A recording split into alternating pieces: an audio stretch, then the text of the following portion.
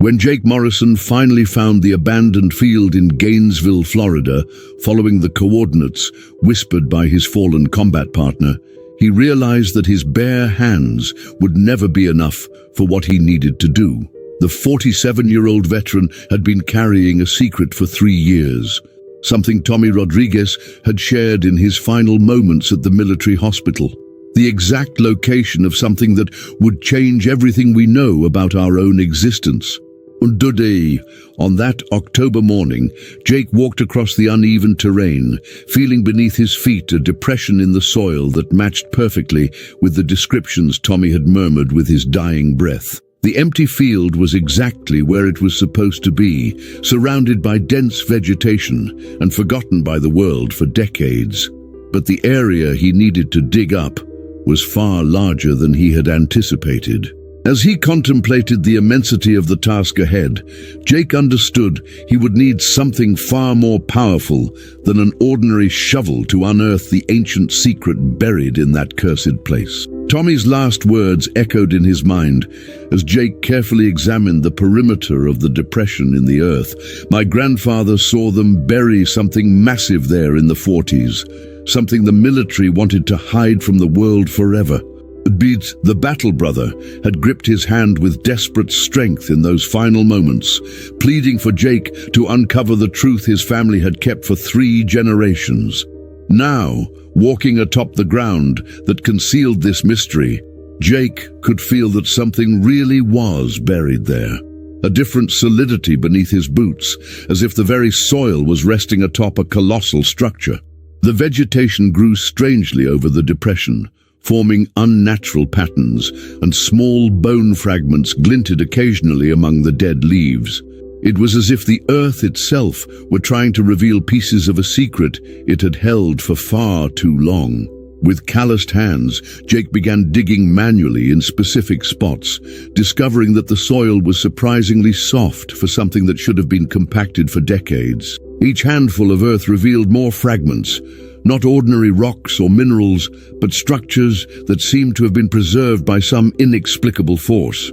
His heart began to race as he realized the fragments were forming patterns suggesting ribs of impossible proportions, vertebrae the size of truck tires, and what might be a partially exposed skull. There was something deeply unsettling about the scale of what he was uncovering, too big to belong to any creature known to science, too ancient to align with accepted human history. After 2 hours of manual digging, Jake knew with absolute certainty that he would need heavy equipment to fully uncover what Tommy had described. Contemplating the immensity of the discovery lying beneath his feet, and a terrifying realization began to take shape in his mind. If Tommy had been right about the size of the buried creature, he would need an excavator to complete the job. And he knew exactly where to find one, in the abandoned construction site a few miles away. The sense of being watched began to grow as he mentally planned how to borrow the necessary equipment, making the hairs on his neck stand on end in the unnatural silence that had descended upon the field. His hands trembled slightly as he covered the exposed fragments again, an instinctive precaution learned in combat when confronted with something potentially dangerous. As he walked away to retrieve the excavator, Jake couldn't shake the feeling that he had just opened the first page of a book humanity was never meant to read. Jake Morrison had never stolen anything in his life, but the revelations in that field had altered something fundamental in his desperate soul. The abandoned construction site was just 5 miles from the discovery site, and the Yellow Cat 320 excavator was exactly where he'd seen it during his aimless walks along Gainesville's rural roads. His military training made it surprisingly easy to bypass the rusted chains and basic security system guarding the machine. After all, who would expect a homeless veteran to have the skills to operate heavy equipment? The diesel engine roared to life with a smoothness that felt almost conspiratorial, as if the machine itself were eager to take part in the unearthing of the ancient secret. As Jake maneuvered the excavator through the back roads toward the field, he knew he had crossed a line he could never return from. But Tommy's final words still burned in his conscience like a divine calling that could not be ignored. The return to the field with the excavator brought with it a completely different atmosphere, as if his temporary absence had allowed ancient forces to stir and prepare for what was to come. Jake positioned the machine directly over the coordinates Tommy had memorized, but this time he could feel a strange vibration through the seat of the cabin, as if something immense were pulsing deep within the earth. The air had changed too, thicker now, charged with an electricity that made his hair stand on end and created a pressure in his ears like the one that comes before violent storms. When he lowered the first blade of earth, the sound that emerged wasn't the usual crunch of excavation. It was hollow and reverberating, echoing across the field as if he had struck a vast underground cavern. It was as though he was about to open a sarcophagus the size of a building, and every movement of the excavator brought him closer to a truth humanity had deliberately forgotten. As the digging progressed, larger fragments began to surface, no longer fist-sized pieces, but entire rib sections measuring over 10 feet long. Jake had to stop several times just to mentally process what he was seeing. Skeletal structures that defied any known biological explanation, preserved in a way that suggested they had been treated or prepared by intelligent hands before burial. With each foot of earth removed, more evidence emerged that Tommy had told the truth about the biblical giants. Something was buried here that might be 60, perhaps 90 feet in total length. The most disturbing part was the perfect preservation of the bones, as if some supernatural force had kept them intact through the decades, waiting for the right moment to be revealed to the world again. Jake realized that everything he thought he knew about history, religion, and science was being rewritten with every sweep of the metal blade.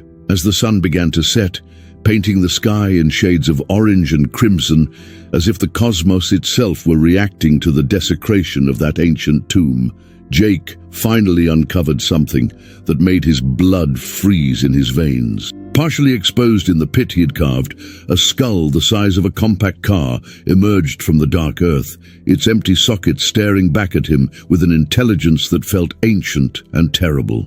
The proportions were human, but scaled up to such a degree that it became impossible to deny the reality of the biblical accounts of the Nephilim, the giants who had once walked the earth before the great flood.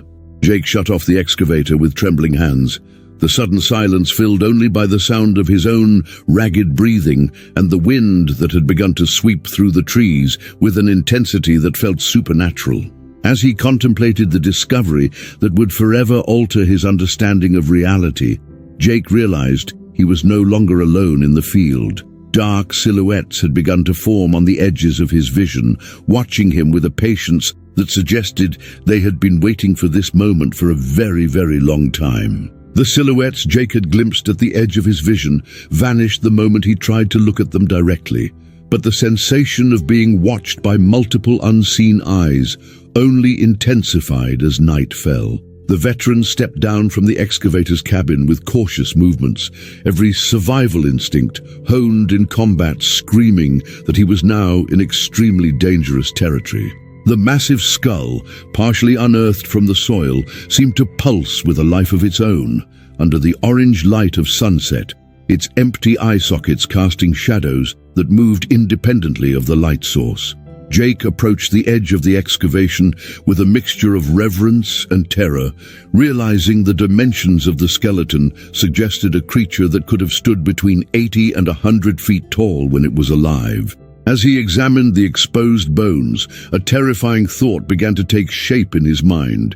If the scriptures were right about the giants, they might also be right about why they were destroyed, and what might happen if they were brought back into the light.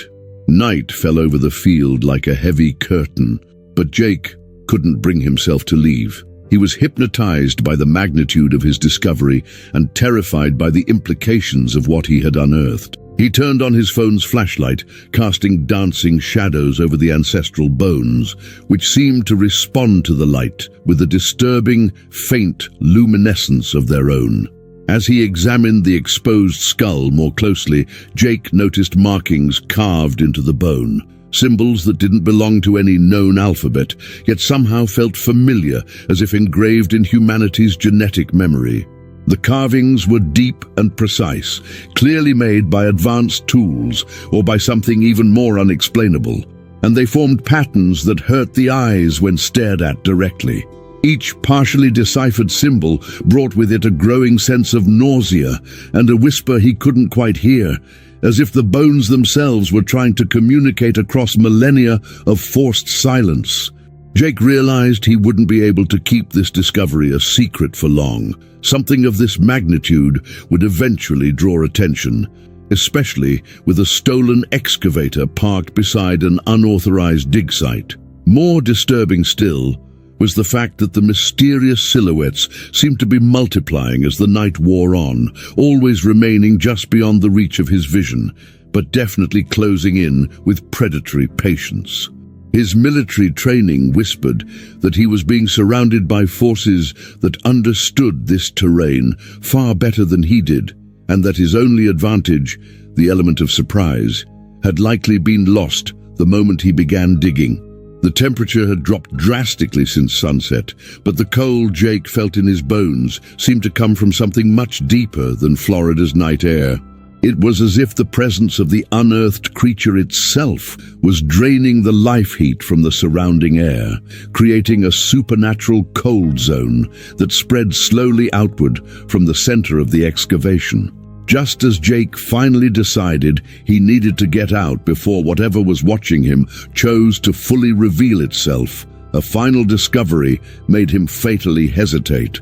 Partially hidden beneath the lower jaw of the enormous skull, something metallic glinted in the beam of his flashlight. Not bronze or ancient iron, but something that looked like modern technology buried alongside the millennia-old bones. With trembling hands, Jake carefully brushed away the surrounding dirt, revealing what appeared to be an electronic device the size of a tablet, its surface still emitting a faint glow despite the years underground. The device was connected to the skull by thin cables that looked as though they had grown organically through the bone, as if technology and ancient biology had fused in some impossible union. As Jake touched the surface of the device, it activated instantly, projecting three-dimensional holograms into the night air, images of giant beings walking the earth in a time when humanity still crawled in caves. In that moment of terrible revelation, the silhouettes that had watched him all night finally stepped out of the shadows, revealing themselves as hooded figures moving with a coordination that suggested they had been guarding this secret for far longer than Jake could possibly imagine. The hooded figures emerged from the darkness with a synchronization that defied any natural explanation, their movements fluid and practiced, as if they had rehearsed this approach countless times over the decades. Jake counted at least 8 silhouettes materializing around the excavation, each one positioned strategically to block any possible escape route. The device in his hands pulsed with growing energy, the projected holograms becoming sharper and more detailed, showing not only the ancient giants, but also groups of hooded humans identical to the ones now surrounding him, as if this mysterious organization had existed since the dawn of civilization, guarding secrets humanity was never meant to know. The voice that came from the nearest figure was soft and polite, but carried an authority that made Jake instinctively take a step back. "Mr. Morrison, we expected you would eventually follow the clues left behind by your friend Tommy Rodriguez." The fact that they knew his name and his connection to Tommy sent a surge of pure terror down Jake's spine. He realized then that he had stumbled into something far larger and more organized than any conventional military secret. The leading figure slowly removed their hood, revealing a face with an indeterminate age. It could have been 40 or 80, with features shaped by decades of exposure to knowledge that fundamentally altered one's perception of reality. "We are the guardians of the first seal," the calm voice continued, and our family has protected humanity from the truths buried in this place for over 80 years, since our predecessors helped the military cover up this aberration. Jake watched with growing horror as the device in his hands responded to their presence, the holograms shifting again, now showing ancient rituals in which similar figures appeared to be sealing or imprisoning the giant creatures in tombs scattered across the world. The leader of the Guardians extended a gloved hand toward the device Jake was holding, but made no move to take it by force, as if he understood the device had chosen Jake for reasons that transcended mere chance. This particular Nephilim was sealed here in 1943, Mr. Morrison, after a series of incidents that nearly exposed the truth to the world during World War II. He explained with a disturbingly calm tone, one that clashed violently with the terror growing in Jake's chest. The holograms projected by the device began to display specific historical scenes. American soldiers discovering multiple Nazi excavation sites where enormous skeletons had been partially unearthed, leading to supernatural events that forced both sides of the conflict to secretly agree to rebury the findings. The device seemed to be using Jake's mind as a conduit, implanting knowledge directly into his consciousness about a hidden war that had been fought in parallel with the global conflict, where the true prize wasn't territory or resources, but control over truths that could rewrite the very nature of human reality. Jake realized he was being tested on a fundamental level by the alien device, as though exposure to the giant bones had activated something dormant within his own genetic makeup. The Rodriguez family has been our allies for 3 generations, the Guardian leader continued, but Tommy broke our covenant when he passed the coordinates to you in his final moments, an act we always knew would come, because the call of the Nephilim grows stronger as we approach the end of days.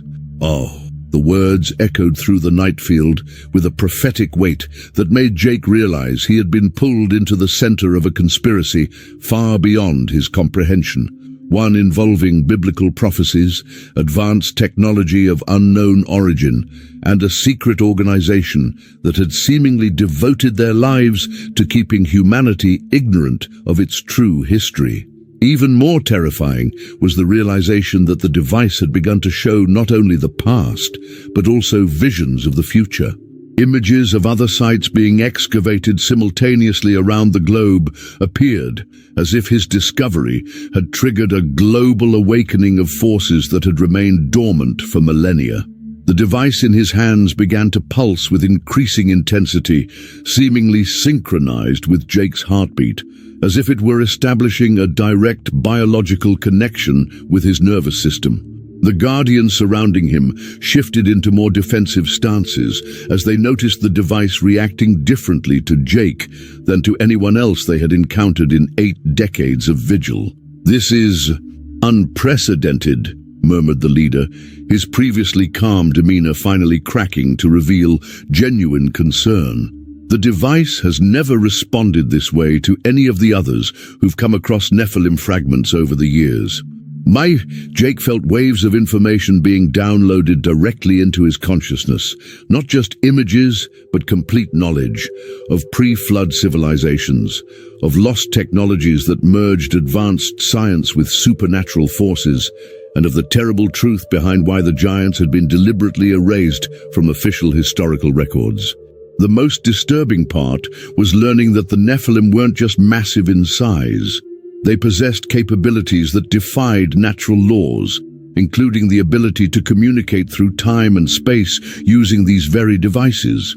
As more information flowed into his mind, Jake realized he was experiencing memories directly from the Nephilim themselves, seeing through the eyes of beings who had walked the earth when humanity was still in its evolutionary infancy. The visions did not show monsters or demons, but beings of vast intelligence who had tried to guide primitive humans, only to be betrayed and destroyed by those they had sought to uplift. The devices were created as a way to preserve their essence after physical death. Jake explained involuntarily, the words leaving his mouth before his conscious mind could process them. They knew they would be hunted and exterminated, so they created these consciousness capsules to ensure their wisdom wouldn't be lost forever.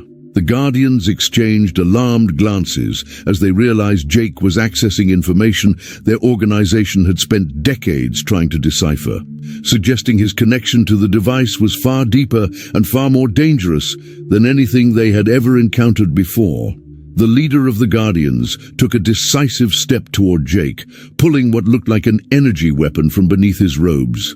But before he could use it, the alien device projected a holographic image that made everyone in the field freeze in absolute shock. The projection showed Jake Morrison wearing military uniforms from different historical eras. First as a soldier in World War II, helping to bury the very Nephilim he had just unearthed. Then as an officer during the Vietnam War, overseeing the sealing of another site. And finally, in multiple other cover-up operations spanning decades, none of which his conscious mind could recall. "Impossible," the Guardian leader whispered, his weapon trembling in his hand. "Jake Morrison died in combat in Afghanistan 5 years ago. We have the records." The device pulsed more intensely, revealing the terrifying truth. Jake was not a traumatized veteran who had lost everything. He was one of the Nephilim himself, using a cloned human body as a temporary vessel. His memories of Tommy Rodriguez had been implants, designed to guide him back to this specific location at the precise moment of awakening.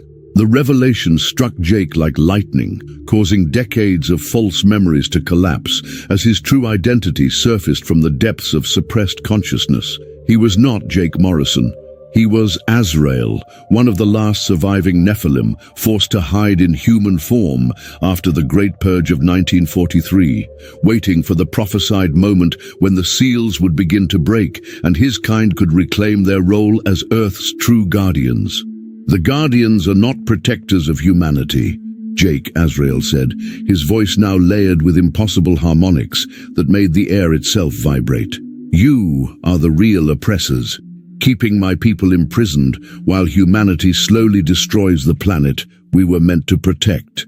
The device in his hands literally fused with his skin, revealing itself to be part of his own ancient biology that had been temporarily separated during the concealment process. As his true form began to emerge through the human facade, the massive bones in the excavation began to glow with a light of their own, responding to the presence of their still living kin and preparing for a resurrection the Guardians had spent their entire lives trying to prevent. The awakening of Azrael triggered a chain reaction that rippled far beyond the boundaries of the abandoned field, as if his transformation were a signal transmitted across dimensions that human science could not yet comprehend. The Guardians opened fire with their energy weapons, but the projectiles passed through Jake Azrael's body as though he were made of solid light. Meanwhile, the massive bones at the excavation site began to rearrange themselves, slowly reconstructing the physical form of the buried Nephilim. All across the planet, similar devices buried alongside other ancestral skeletons began to pulse in synchrony, sending out awakening signals to members of the race that had been forced to hide in human forms for decades. Jake could feel the collective consciousness of his kind reconnecting after nearly a century of forced isolation, each individual mind contributing fragments of knowledge and experience preserved through years of exile.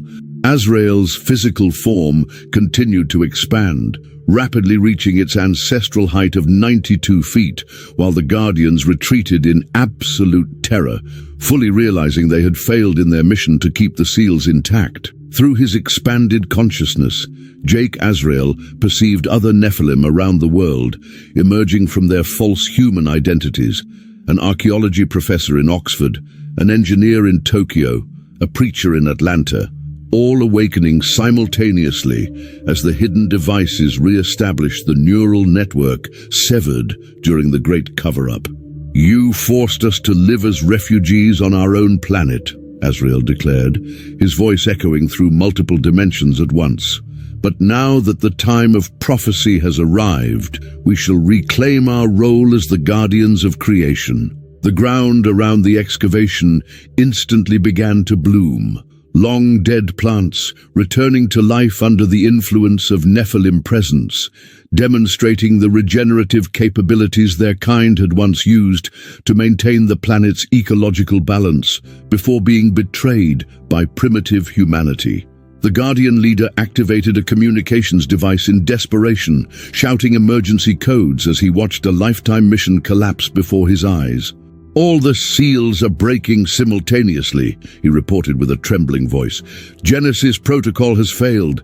I repeat, Genesis protocol has completely failed." Through the newly restored Nephilim communication network, Azrael sensed his brethren around the globe, confronting similar Guardian cells. But unlike past centuries, this time the ancient giants were not isolated or disorganized. The technology they had developed millennia ago had been designed specifically for this moment of reconvergence, enabling instant coordination between members of the species scattered across different continents. As his transformation neared completion, Azrael felt ancestral memories return in waves, not just his own, but the collective knowledge of a civilization that had once mastered both science and supernatural forces at a time when humanity had barely discovered fire. The skeletons in the excavation had now fully reanimated, rising from the earth not like corpses, but like sleepers emerging from long slumber. Their hollow eyes now glowed with an ancient, terrifying intelligence. Azrael recognized one of them, not just a brother, but an elder, a Nephilim, who had lived since before the Great Flood and held knowledge of the true origin of both the giants and humanity. "The children have grown in our absence," the elder said, his voice echoing from the depths of the earth itself. "But they've forgotten they were created to serve, not to rule." Through the shared consciousness, Azrael saw the final truth the Guardians had worked so desperately to conceal. The Nephilim were not invaders or abominations. They were the true creators of humanity, ancient beings who had genetically engineered early primates to create a worker species, only to watch their creation rebel and attempt to destroy its own progenitors. The bitter irony was that the humans now hunting them were, quite literally, their own descendants. Children who had turned against their ancestral parents and spent millennia trying to erase all evidence of their true origins. Azrael raised his colossal hand, and instantly every Guardian in the field froze in place, not by brute force, but by a genetic command encoded in their DNA, which instinctively recognized the authority of the Nephilim. The most shocking truth was revealed when the leader of the Guardians removed his hood, exposing facial features undeniably similar to Azrael's. The Guardians themselves were direct descendants of the Nephilim, hybrids from earlier generations who had been programmed to guard the seals not out of loyalty to humanity, but as a security protocol designed by the giants themselves, ensuring they would only awaken when the earth truly needed them. "You fulfilled your purpose perfectly," Azrael said, with a blend of ancient pride and melancholy, keeping us in stasis until environmental collapse and social chaos reached a critical threshold. The device, now fully integrated into his being, projected real-time data on the state of the planet, acidified oceans, deforested lands, mass extinction events, confirming that the prophesied moment for the return of the Guardians had finally arrived. The newly resurrected elder placed a comforting hand on the shoulder of his Guardian descendant, dissolving decades of programmed conflict with a single touch that restored long-suppressed memories about the true mission of their bloodline. "We did not return to punish or enslave," the elder explained, his voice carrying the weight of millennia. "We came to save what can still be saved, before our creation destroys the garden we built for them." Around the world, the newly awakened Nephilim were initiating immediate transformations, oceans cleansing themselves, deserts blooming, the atmosphere healing through technologies that seamlessly blended advanced science with forces modern humanity would call magic. Jake Morrison had, in truth, died in Afghanistan 5 years earlier, but his death had been necessary. It allowed Azrael to fully assume the human identity and navigate the modern world unnoticed. The most stunning revelation, however, was the truth about Tommy Rodriguez. He, too, had been a disguised Nephilim, and his last words in the hospital had been a carefully crafted activation code designed to awaken Azrael at the exact moment the Earth needed its ancient guardians to return.